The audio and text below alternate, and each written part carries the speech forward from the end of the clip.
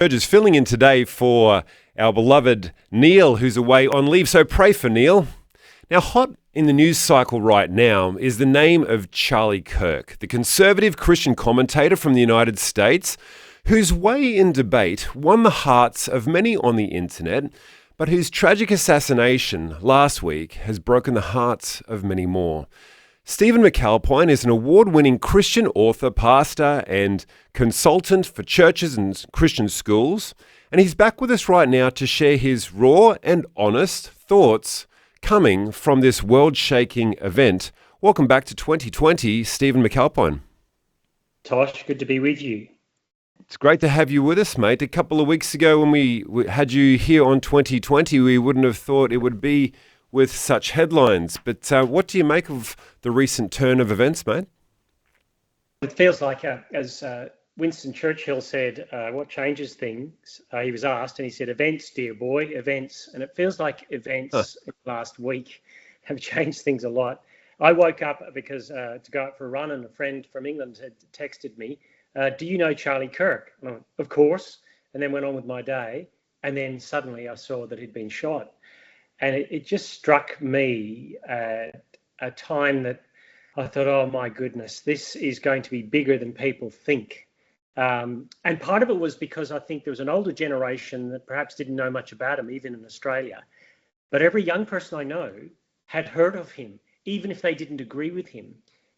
And so I saw old media saying, we don't even know who this guy is. And I saw young people saying, you're kidding. And I think that's what the shock was. It was such a global figure at this time.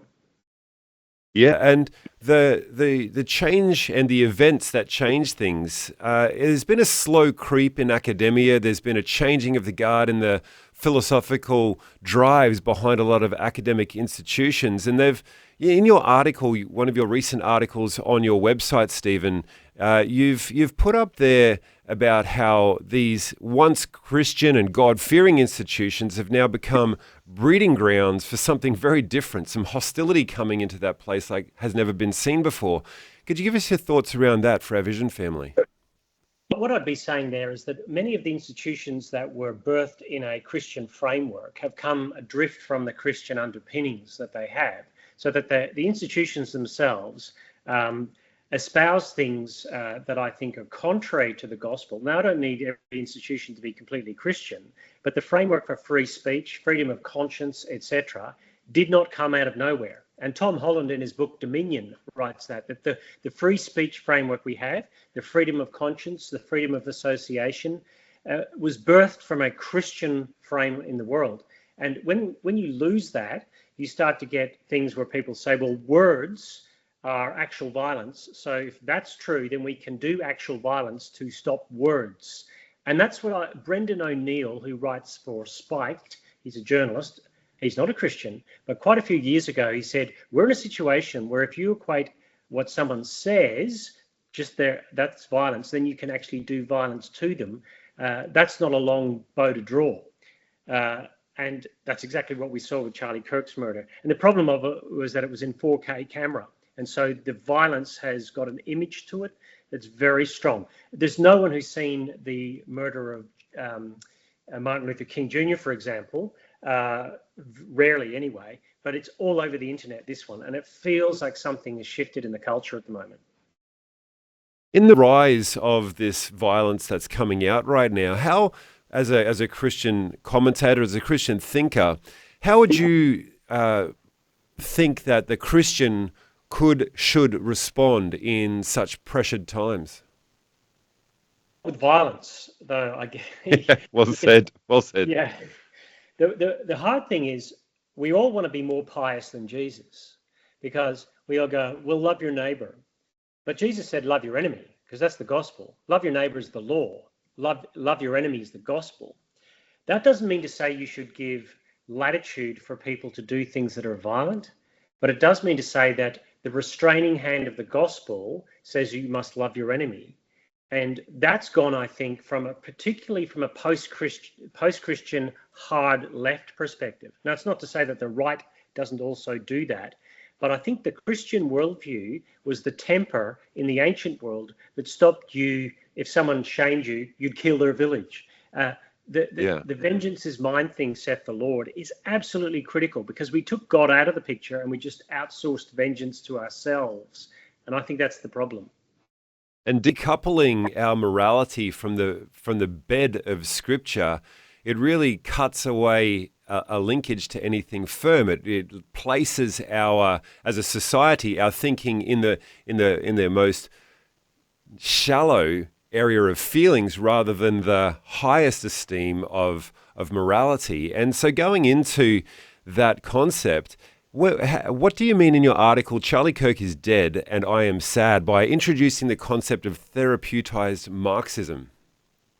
I think there's a framework in the world that post the Marxist experiment in the state, as in economic Marxism, the picture now is, well, we make it into a psychological thing, that everyone is either a victim or an oppressor. It's ironically very binary in our culture. You're either a victim or you're an oppressor. And if the things that you say against me are bad, then I'm the victim and you're the oppressor. But we always see ourselves, and I think the left particularly does this, as the victim. The problem with the Bible is that the Bible says that we're both perpetrators of bad and Yes. victims of bad. And it's the Solzhenitsyn line, that the line between good and evil runs through every human heart. And we have started to forget that at the moment, and the left in particular has become very zealous about those issues, to the point that they even burn their own people if they stand up and say, well, I don't agree with Charlie Kirk, but we shouldn't have killed him. And you see people come online saying he got what he deserved. I think that was terrible. Absolutely terrible. It's quite interesting that you use the word binary system, coming from the left, who love to espouse in other areas of their thinking and philosophy about being non-binary. It's selective wisdom, isn't it? Oh, yeah, it's very strongly like that. And I wanted to separate two groups of people on the left. There's the liberal left, which are much more versed in the Christian framework, and there's a hard progressive which has jettisoned it. And perhaps one of the best speeches to come out of what's happened over the last few days from the left has been from Bernie Sanders. And he's obviously, he's the whipping boy for many conservatives, but he was very straightforward in what he said. And I thought there was something in that. And he's not the same progressive left that sort of jettisoned the framework of, I guess, the modern society and the deals we do with each other so that we can live with our differences. He's a very different person to what is being bred now, I think. And what were those comments from Bernie Sanders, obviously, who was an important person in the Democrat in a couple of election cycles ago? Well, Bernie Sanders was saying this is a horrendous event and this should never happen.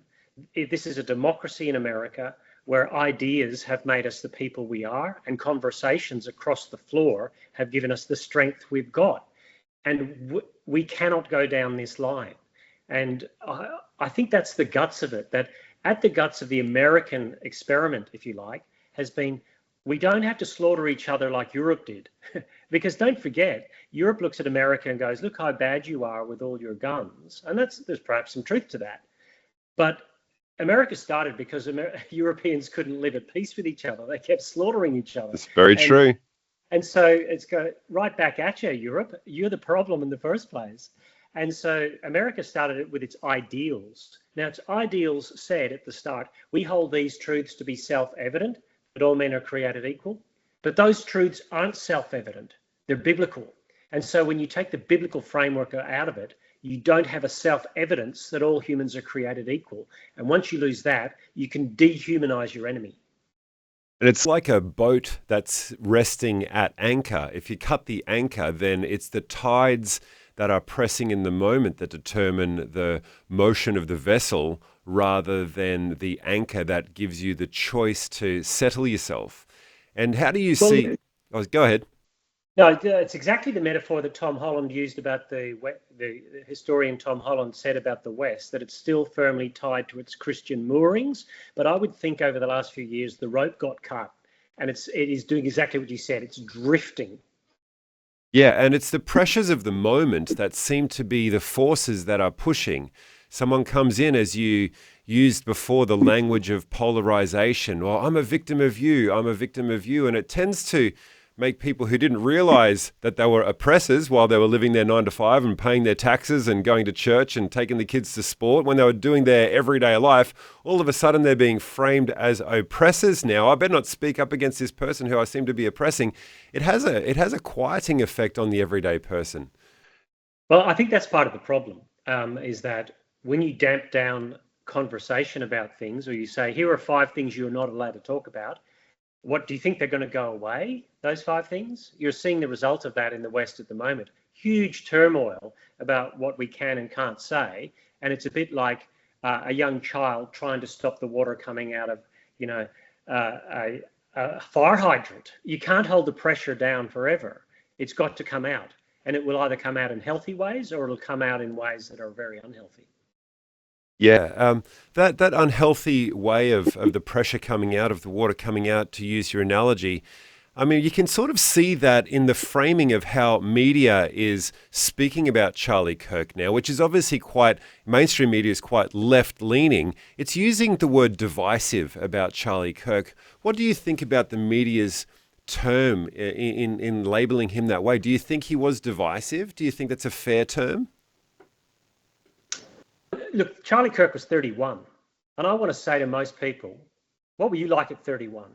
Here's a man who goes to a university, colleges, and he did this from 2 or 3 years ago, and he was maybe 6 years older than some of the students, and it felt like the difference between a man and a boy speaking, that the divisiveness that I saw coming the other way. Now, I don't think there's anything wrong with divisive, but they're using it as a pejorative term and saying, and our side is not divisive.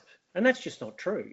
What you could say is, well, you don't mind division when it comes from your perspective. But if you're so binary in your understanding of humans, that's a huge divide in and of itself. So I saw a lot of the language used about him in mainstream media as a way to subtly go, well, maybe he deserved it. And that was more than said on some television stations. Well, he brought this on himself with his inflammatory language. And then a lot of people had to backtrack when they actually went and looked at what he did say in context. And that was what probably troubled me more than anything, is that there was a certain glee among very hard progressive left, and then there was a certain dismissiveness among the mainstream media. And that's part of the reason why the new medias are actually the places where most of the conversations are going to be had around this issue going into the future. The mainstream media kind of dropped the ball on this one. It reminds me of a saying by C.H. Spurgeon years ago: bold-hearted men are always called mean-spirited by cowards. It's sort of so true. And one of the things I've learned in the public square, because I have a little bit of a public profile, not that much, certainly not Charlie Kirk's, was that it feels very lonely when you say stuff that you think, I need to say this, and there'll be a whole bunch of people who hate on me, and there'll be and they'll do it publicly, and there'll be a whole bunch of people who love me, and they'll do it privately. And so that is always the hardest thing, space. And I think Charlie Kirk had both sides. I don't agree with all of his politics, I'm going to be honest with you. But there was something about the way and Bishop Robert Barron, who's a great Catholic commentator in the United States, said this: Charlie Kirk died with a microphone in his hand, not a gun. And that's the difference. Yeah, it's historically, if you go back across all great civilizations, you find essentially that the use of violence in the space of argument, it's always a very last-ditch effort from people who know that they're lost the idea and the war of the words. And bringing out another article that you wrote, I Blame the Parents, an article there about some of the wash that has come out of this time after the death of Charlie Kirk, and especially his relationship with Oxford Union. For those who are listening in around Australia who might not know what the Oxford Union is and Charlie Kirk's connection there, can you fill in the blanks a little for us there, Stephen? Well, the Oxford Union is, like every university's got a union, and 50 people vote for the president. But the Oxford Union is different. Debating place, there's a president, and there's the Oxford Union itself has got its own voted on students, but they debate at high level. And the head of the Oxford Union, who's the president-elect, has debated Charlie Kirk back in July. Didn't do a great job of it, I have to say, because Charlie was firm with him, but really put him in his place, I think. And when he was shot, the president-elect of the Oxford Union posts gleeful emojis and a couple of swear words and gloats over it. And people often say, well, if you can look at the eyes of the person who you're arguing with rather than see them over a screen, you'll humanize them. Not him, not at all. And he doubled down. Now, people say, well, he shouldn't get cancelled for his opinions. But I would say this, if you want to be the head of the Oxford Union and you want to debate people, it's a bit like boxing. The Queensberry rules of boxing say these are the rules of engagement. And if you step outside those rules, or you espouse a way of behaving that steps outside those rules, then the rules might just come back and bite you. And the rules at the moment are that there is a huge load of signatories to call for for him to be stood down. And so part of the issue is we don't live in a world where even humanizing someone eyeball to eyeball does not stop someone gloating over your death. And that's a cold, bitter world.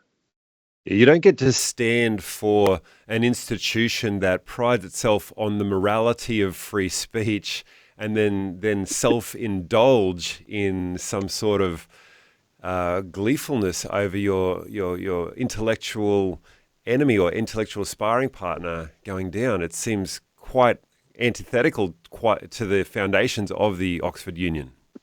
Well, this isn't a surprise because the very who did it has said earlier in another speech that some institutions just need to be burned down and destroyed because they're past the point. And he meant on the right, institutions on the right, presumably not Oxford Union because he thinks it's on his side. And therein lies the problem. Oxford University is built on a framework of discourse that's built by the gospel.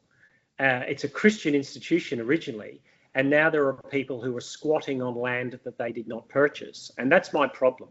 Now, the uptick on that is there's a mini revival happening in some of the churches in Oxford over the last 6 months to 12 months. People are noticing. Who knows what happens because of this? And Stephen, in your article, I Blame the Parents, the core of that's really saying the intellectual parents who are creating the think space that these characters are growing within. We've got a couple of minutes left. Would you speak to that concept of blaming these parents, quote unquote? Yeah, look, when I wrote the provocative title, people think, don't parents? No, I mean the intellectual structures of the post-Christian humanities departments, which have bought into that cultural Marxist framework of polarizing oppressor and oppressed, and that there are certain people who can never be right because of their skin color or their nationality or their colonial or whatever. And so you get this narrative, the very binary thing, which has nothing to do with how the institutions were birthed. But the intellectual parents are going, oh, it's okay, we understand this. And then when they see something like this happen, they don't know how to respond. Though that's not always true, because you also see professors and teachers and doctors and lawyers celebrating this. This event has shown me that good education isn't the stepping stone to morality. That's the problem. It's that very well-heeled, well-versed people celebrated this, and that's the intellectual parent problem. And it's morality seems to be the foundation of morality, right? Right, and it's what it's doing in one sense is saying, how about we build a society on these foundations rather than these other foundations? And the proof is in the pudding. The proof of the pudding's in the eating, right? You're not going to see a society built up on those foundations. Steve McAlpine, thank you for joining us today and sharing your thoughts around this volatile subject. Look, thank you. It is volatile, and I feel it's got some traction to go in the coming weeks, but it's sorrowful, and we must not let our anger spill over into desires for vengeance. Wonderful, mate. Thanks again for all your thoughts here on that. And if you want to follow up Stephen, he's at stephenmcalpine.com. Coming up next is Hayley Scully from Hope for the Heart, and she's sharing on what it's like to be a Christian single. You're listening to Vision Christian Radio.